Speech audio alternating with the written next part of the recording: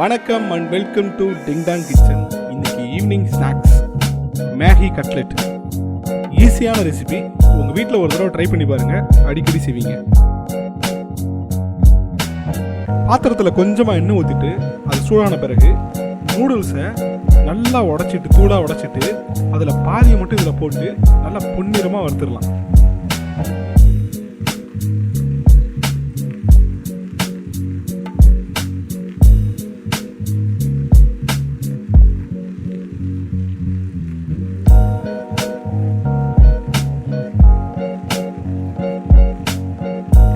நல்லா டாஸ் பண்ணிகிட்டே இருக்கலாம்.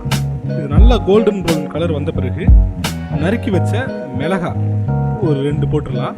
போட்டு நல்லா வறுத்துடலாம். மிளகாவோட காரம் அது நல்லா இறங்கட்டும். இறங்க பிறகு நல்லா பொடுசாக நறுக்கி வச்ச வெங்காயம்,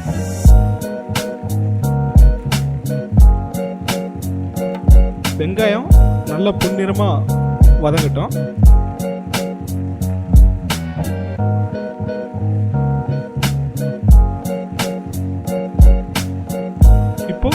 கரம் மசாலா 1 டேபிள் ஸ்பூன், வத்தப்பொடி 1 டேபிள் ஸ்பூன் போட்டு நல்லா வறுத்துடலாம். இந்த பொடி ரெண்டுமே நூடுல்ஸில் நல்லா மிக்ஸ் ஆகட்டும்.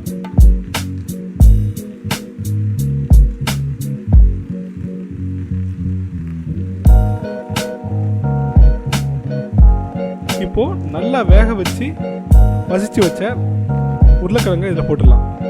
உருளைக்கிழங்கை நல்லா ஆற வச்சு போடலாம். ஒரு அரை மணி நேரம் நல்லா ஆறட்டும். ஆறின பிறகு போடுங்க. சூடாக இருந்ததுன்னா கட்லெட் வந்து உடஞ்சிடும். இந்த மசாலாவோட மிக்ஸ் ஆகிற மாதிரி நல்லா அழுத்தி மிக்ஸ் பண்ணிடலாம். கொஞ்சம் கொஞ்சமாக தண்ணி சேர்த்து அந்த உருளைக்கிழங்கு வந்து இந்த மசாலாவோட குக் ஆகட்டும். கொஞ்சம் கொஞ்சமாக மட்டும் தண்ணி சேர்க்கலாம், ரொம்ப சேர்க்க வேண்டாம்.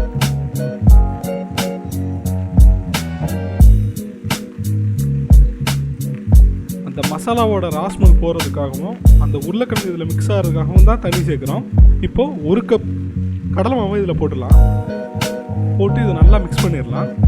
கடலை மாவு வந்து மாவு பிடிக்கும்போது உடையாமல் இருக்கும் கட்லெட்டு, அதுக்காக தான் கடலை மாவு சேர்க்குறோம். அதே மாதிரி ஒரு கிறிஸ்பியான ஒரு டேஸ்ட்டை வந்து கட்லெட்டுக்கு கொடுக்குங்க.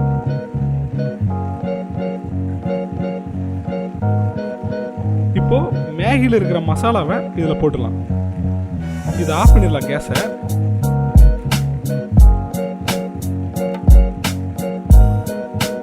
இப்போ மைதா மிக்ஸ் ரெடி பண்ணால் ஒரு 4 டேபிள் ஸ்பூன் மைதா எடுத்துகிட்டு அதில் கொஞ்சம் உப்பு சேர்த்து நல்லா கரைச்சிடலாம்.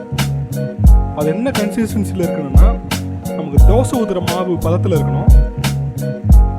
மசாலா மிக்ஸ் நல்லா ஆறின பிறகு துருவி வச்ச 2 கேரட்டை இதில் போட்டு நல்லா வதக்கிடலாம். கேரட் இருக்குது இந்த ஸ்டேஜில் போடுறேன்னா உருண்டை பிடிக்கும்போது ஈஸியாக இருக்கும். அதே மாதிரி உடையாமல் இருக்கும் கட்லெட்.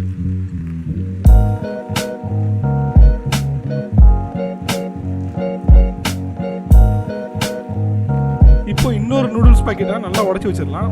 ரொம்ப பொடுசாக உடச்சிடலாம், ரொம்ப பெருசாக இருக்க வேணாம். இப்போது அந்த மசாலா மிக்ஸில் நறுக்கி வச்ச மல்லி இலை,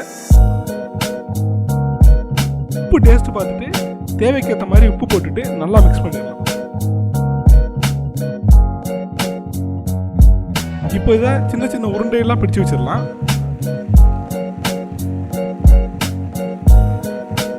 பிடிச்சிட்டு அதை ஒரு ரவுண்டு ஷேப்பில் அப்படியே ப்ரெஸ் பண்ணி எடுத்து வச்சிடலாம்.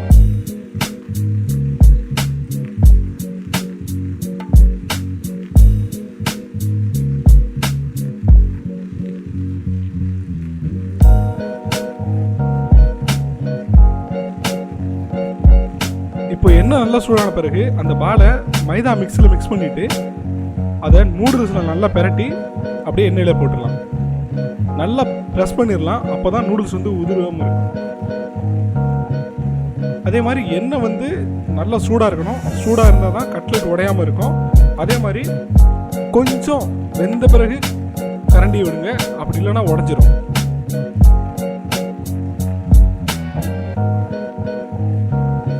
இது நல்லா பொன்னிறமாக வரட்டும்.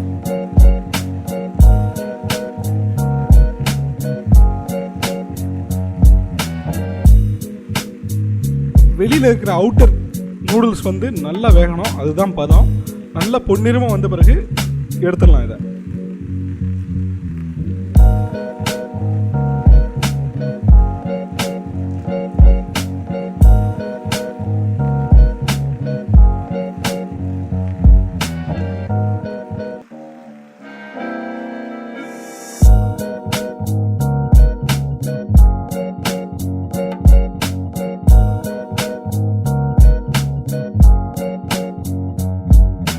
இப்போது கட்லெட் ரெடி.